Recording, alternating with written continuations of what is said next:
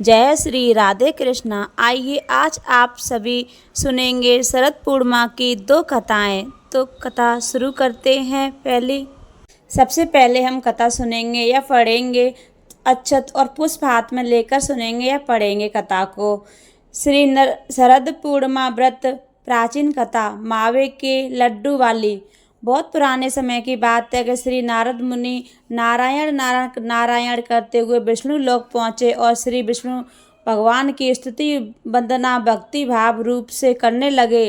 तब भगवान विष्णु प्रसन्न होकर प्रकट हुए और बोले, हे मुनि श्रेष्ठ, कैसे याद किया? हे प्रभु, आप तो अंतर्यामी हैं, हम क्या चाहते हैं आप तो जानते ही हैं। प्रभु मुस्कुराए और बोले, हे मुनि श्रेष्ठ, आप ही वर्णन करें। हे प्रभु, जैसी आपकी आज्ञा। प्रभु, मैं मृत्यु लोक से चला आ रहा हूँ, वहाँ मानव की व्यथा देखी नहीं गई। प्रभु बोले, आप क्यों दुखी हो रहे हो? यह सब कर्मों के फल हैं। हे प्रभु, वहाँ पर मानव बहुत दुखी है, आपको उनके कष्ट दूर करने ही होंगे। हे नारद मुनि सुनो, मैं तुमको शरद पूर्णिमा के नाम से जानी जाने वाली, जिसे कोजागरी व्रत भी कहते हैं, इसके विधि विधान के करने से कष्ट दूर होते हैं, सो तुम ध्यान लगाकर सुनो। मथुरा नगरी में सुभद्रा नाम की एक पंडितानी रहती थी। वह शरद पूर्णिमा का व्रत करती थी। भगवान जी उससे प्रसन्न हुए और एवं इच्छित वरदान देते हुए कहा, इसका विधि विधान सभी को बताइए। तो वह एक साहूकार को व्रत की विधि बताती है। साहूकार ध्यान से सुनने लगता है।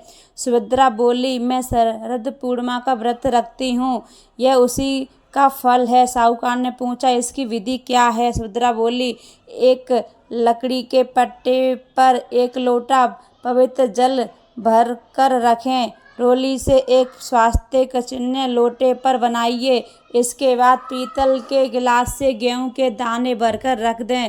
गिलास पर दक्षिणा चढ़ाएं। इसके बाद स्वयं तिलक लगाएं। इसके बाद 2.5 पाव शक्कर 2.5 पाव खोवा दोनों को मिलाकर 6 पेड़े बनाएं। इसके बाद पूजन कर पेड़ा प्रभु को चढ़ाएं। दूसरा पेड़ा स्वयं पतिदेव ग्रहण करें। तीसरा पेड़ा अपने मान को दें, जैसे भांजे भांजी नंद बहन आदि को दिया जाएगा।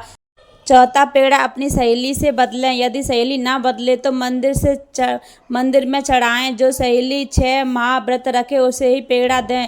5वां पेड़ा घर के सदस्यों में बांटें। 6वां पेड़े के 6 भाग बनाइए। तुलसी जी को चढ़ाइए, गौ माता को खिलाइए, अहीर को दें, गर्भवती स्त्री को दें, राहगीर बालक को दें, कुंवारी कन्या को खिलाएं। इस प्रकार 6 पेड़ा वितरित करें। लोटे में रखे जल से चंद्रोदय के समय चंद्रमा को जल चढ़ाएं।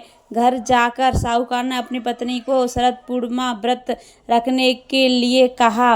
उसकी पत्नी ने व्रत की विधि पूछी। साहूकार ने व्रत की विधि समझाई। उसकी पत्नी ने व्रत करना शुरू कर दिया, जिसका फल यह मिला।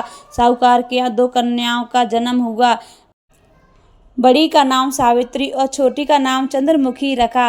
दोनों पूजन कार्य में रुचि रखती थीं एवं प्रतिदिन पूजन करती थीं। दोनों का विवाह संपन्न घराने में कर दिया गया। दोनों बहनें शरद पूर्णिमा का व्रत रखती थीं। सावित्री विधि विधान से व्रत रखती थी, अतः उसे सुंदर संतान की प्राप्ति हुई। इसके विपरीत चंद्रमुखी अधूरा व्रत करती थी, जिसके कारण यह फल हुआ कि उसके पुत्र कुछ दिन जीवित रहकर स्वर्ग सिधार जाते थे। इस कारण चंद्रमुखी दुखी रहती थी। आखिर एक दिन चंद्रमुखी एक ज्योतिषी से इसका कारण पूछती है। तब ज्योतिषी ने कहा, तुम अधूरा व्रत रखती हो, इस कारण तुम्हारी संतान स्वर्ग को प्राप्त होती है। अतः तुम अपनी बड़ी बहन सावित्री से विधि विधान पूछ कर व्रत रखो, क्योंकि सावित्री विधि विधान से पूजा करती है एवं श्रद्धा से करती है।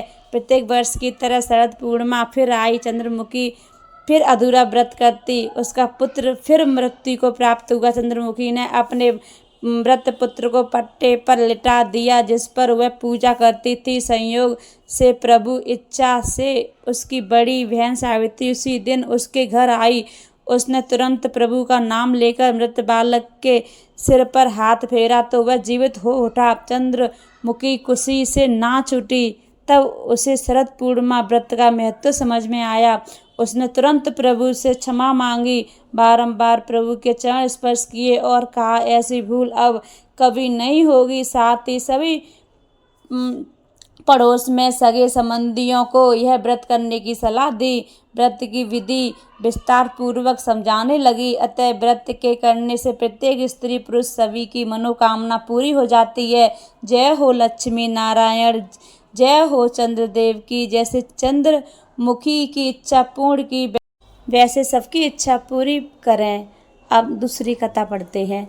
श्री शरद पूर्णिमा व्रत कथा। खीर वाली। एक बार नारद जी पृथ्वी पर घूमते हुए पृथ्वी पर मनुष्यों को नाना प्रकार की व्याधियों में जकड़ा हुआ देखकर अत्यंत दुखी हुए और विचार करने लगे, इस पीड़ित मानवता को किस प्रकार दुखों से मुक्ति दिलानी चाहिए। जब हर तरह से विचार करने पर उन्हें कोई युक्ति नहीं सूझी तो उन्होंने भगवान नारायण हरि का ध्यान करते हुए मुँह से नारायण का घोष करते हुए क्षीर सागर की ओर प्रस्थान किया। वहां पहुंचकर वे क्या देखते हैं कि भगवान श्री हरि शेष शैया पर मंद मंद मुस्कुराते हुए शयन कर रहे हैं तथा लक्ष्मी जी उनके पांव दबा रही हैं। यह देख नारद जी ने तुरंत साष्टांग प्रणाम किया और उनकी स्तुति करने लगे। हे नारायण, आप हर समय अपने भक्तों की रक्षा और पालन करते हैं। आपकी कृपा बिना पत्ता भी नहीं हिल सकता। आप ही जगत में उत्पत्ति एवं प्रलय के मूल कारण हैं। आप हर प्रकार से समर्थ हैं। यह सुनकर भगवान श्री हरि मुस्कुराते हुए कहा, पधारिए देवर्षि, आज बहुत दिनों में दर्शन दिए। कहिए, सब कुछ कुशल तो है? पृथ्वी पर आपका चक्कर लगा ही रहता है। कुछ वहाँ के भी हाल सुनाइए कि वहाँ पर लोग किस प्रकार अपना समय व्यतीत करते हैं। इतना सुन नारद जी बोले, हे माधव, हे जनार्दन, हे श्री हरि, हे स्वामी, मृत्यु लोक में मानव बहुत दुख भोग रहा है। उनके कष्टों को देखकर मैं तो क्या, मेरी आत्मा भी रो रही है। हे प्रभु, कोई ऐसा उपाय बताएं, सरल उपाय बताएं जिसके करने से मनुष्य दुखों से छूट सके और उसकी मनोकामना पूर्ण हो सके। देवर्षि नारद जी के इन पवित्र वचनों को सुनकर भगवान श्री हरि बोले, हे नारद, आप धन्य हैं जो दूसरों के उपकार के लिए ही विचार मन में रखते हो। इसीलिए आज आपको एक पवित्र व्रत कथा, श्री शरद पूर्णिमा व्रत कथा सुनाता हूँ। इसके करने से स्त्रियों की हर प्रकार की मनोकामनाएं पूर्ण होंगी व अंत में मेरे लोक की प्राप्ति होगी, इसमें कुछ संदेह नहीं। पूर्व में यह कथा ब्रह्मा जी से सूर्य ने कही थी, सो ध्यान से सुनो और सुख वैभव संतति सुख की प्राप्ति करो। प्राचीन काल में एक ब्राह्मण की ब्राह्मणी शरद पूर्णिमा का व्रत विधि विधान से खीर बनाकर किया करती थी। वह उस दिन 5 सेर दूध की खीर बनाती, उसमें किशमिश बादाम इत्यादि डालकर खूब सुंदर खीर बनाकर मेरा भोग लगाती तथा अड़ोसी पड़ोसी रिश्तेदार सब में खीर का प्रसाद बांटती। रात्रि में चंद्रमा की रोशनी में भगवान को घी काढ़ का भोग लगाती तथा मेरी मूर्ति का बहुत बढ़िया ढंग से श्रृंगार करती। उन्हें श्वेत वस्त्र, मुकुट, श्वेत हार इत्यादि पहनाकर चंद्रमा की धवल रोशनी में उन्हें विराजमान करती, कीर्तन करती, भजन करती, ठाकुर जी की तरह तरह के लाड़ लड़ाती। उसके व्रत के प्रभाव से उसके खीर व घी काढ़ के पात्र सोने के हो जाते। जब यह बात साहूकारनी को मालूम हुई तो उसे बहुत दुख हुआ, जलन हुई कि देखो, इसके तो बर्तन सोने के हो जाते हैं। वह रात में साहूकार से बोली, ब्राह्मणी के यहाँ जो सोने के बर्तन हैं उन्हें चुरा लेने चाहिए। साहूकार ने पीतल के बर्तन रखवाकर सोने के बर्तन चुरा लिए। ब्राह्मणी को सुबह मालूम हुआ कि साहूकार ने मेरे सोने के बर्तन चुरा लिए हैं तो उसने कहा, हे शरद पूर्णिमा माता, अगर मैंने तेरा व्रत मन से नियम से किया हो तो मेरे बर्तन सोने के हो जाएं, तो साहूकारनी के बर्तन मिट्टी के हो जाएं। उसके कहने के साथ ऐसा ही हुआ। साहूकारनी के घर में पीतल तांबे के सब बर्तन मिट्टी के हो गए। अब तो साहूकार एवं साहूकारनी बहुत दुखी हुए और रोते रोते धोते ब्राह्मणी की शरण में पहुँचे और ब्राह्मणी के पैर पकड़ लिए और अपने किए की माफ़ी मांगने लगे। फिर साहूकारनी ने ब्राह्मणी से पूछा, हे माता, आप कौन सा व्रत करती हैं जिसके प्रभाव से आपके बर्तन सोने के हो जाते हैं? तथा ब्राह्मणी बोली, मैं शरद पूर्णिमा का व्रत करती हूँ, यह सब उसी का प्रभाव है। साहूकारनी बोली, यह व्रत किस प्रकार किया जाता है, इसका क्या नियम है, इसका स्पष्ट उल्लेख करें। तब ब्राह्मणी बोली, सब तरह से घर की अपनी सफाई करें, श्वेत वस्त्र धारण करें, ठाकुर जी के भजन पूजन में मन लगाएं, 5 सेर दूध की खीर बनाएं, उसमें ठाकुर जी को भोग लगाकर 4 हिस्सों में बांट दें। एक हिस्सा ब्राह्मण को दें, एक हिस्सा पड़ोसी के बालक को दें, एक हिस्सा गाय को दें तथा एक हिस्सा स्वयं सेवन करें। लकड़ी के पट्टे पर 1 लोटा जल भरकर रख लें, एक दीपक जला लें, रोली से पट्टे पर स्वास्तिक बना दें, फिर चावल रोली से पूजा करें, दक्षिणा चढ़ाएं व चंद्रमा निकलने पर लोटे का जल चंद्रमा को अर्घ्य देकर चढ़ा दें। फिर रोली चावल चंद्रमा की ओर उछाल दें, हाथ जोड़कर नमस्कार करें और मन ही मन अपनी मनोकामना को दोहराएं। फिर अपने हिस्से की खीर का भोजन करें। इस विधान को सुनकर साहूकारनी बहुत खुश हुई। उसने तभी से इस व्रत को करना शुरू कर दिया। इस व्रत को करते रहने से उसे 2 कन्या रूपी रत्न प्राप्त हुए। उसने बड़ी का पुत्री का नाम सुमित्रा और छोटी पुत्री का नाम सुनीता रखा। दोनों लड़कियां बालपन से धार्मिक कार्यों में अधिक ध्यान रखती। दोनों के व्रत में एक फर्क था। सुमित्रा विधि विधान पूर्वक व्रत रखती थी, सुनीता विधि विधान पूर्वक व्रत तो करती थी, लेकिन व्रत को बीच में छोड़कर व्रत का समापन कर देती थी। सुमित्रा जो पूरा व्रत रखती थी उसके सुंदर तथा दीर्घायु संतान उत्पन्न होती, परंतु सुनीता व्रत खंडन के कारण उसके पुत्र जन्म होने के पश्चात कुछ दिन जीवित रहते बाद में मर जाते। इस कारण सुनीता दुखी हो जाती थी। एक दिन सुनीता ने ज्योतिषी को बुलाकर कहा, मेरी संतान जन्म लेने के पश्चात कुछ समय जीवित रहने के बाद मर जाती हैं, अतः आप उपाय बताकर हमारे दुख दूर करें। इस पर ज्योतिषी ने कहा, ऐसा इसीलिए होता है कि तुम शरद पूर्णिमा का अधूरा व्रत रखती हैं।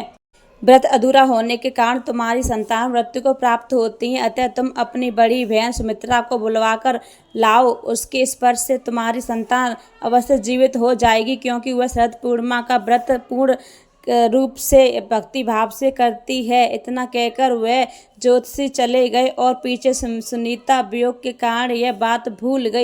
हर वर्ष की तरह शरद पूर्णिमा आई। सुनीता ने विधि पूर्वक व्रत किया, लेकिन व्रत में कुछ कमी होने के कारण उसका जो पुत्र था मर गया, तो उसने मृत पुत्र को उस पट्टे पर सुला दिया जिस पर वह शरद पूर्णिमा का पूजन किया करती थी। लेकिन ईश्वर की गतिविधि को कौन जानता है कि उसकी बड़ी बहन सुमित्रा अचानक उसके घर आ गई और सुमित्रा के लहंगे का छोर मृत पुत्र को स्पर्श कर गया। जैसे ही स्पर्श हुआ, पुत्र जीवित हो उठा। इस पर सुमित्रा बोली, अगर हम बिना देखे इस पट्टे पर बैठ जाते तो तुम्हारा पुत्र मर जाता। इस पर उसकी छोटी बहन सुनीता ने कहा, यह तो पहले से ही मर गया था, किंतु तुम्हारे व्रत के प्रभाव से यह जीवित हो उठा है। अपनी छोटी बहन की बात सुनकर उसकी बड़ी बहन सुमित्रा बहुत प्रसन्न हुई। उसे प्रथम बार शरद पूर्णिमा व्रत की शक्ति का अनुभव हुआ।